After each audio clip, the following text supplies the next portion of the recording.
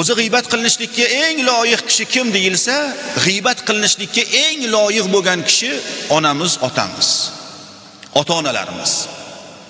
Ota-onamizni g'iybat qiladigan bo'lsak, nima bo'ladi? Ota-onamizning gunohlari bizga o'tib, bizning savobimiz ularga o'tadi. Bir odam ikkinchi bir odamni g'iybat qilyaptimi, bor savoblarini unga berib, uni gunohlarini uni bo'yniga olayotgan bo'ladi. Bu og'irroq. Qancha yorug' yuz bilan boraman deb harakat qilmaylik, g'iybatdan to'xtamasak, ishlarimiz bitmaydi. Hasanul Basri rahmatullohi alayh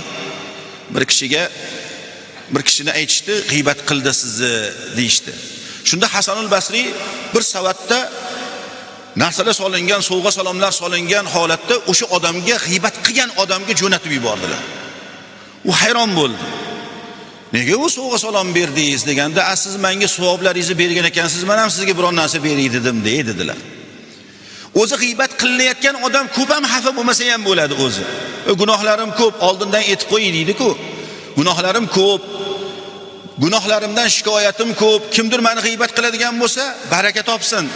G'iybatlari orqali gunohlardan to'kilib qolyapman deydi.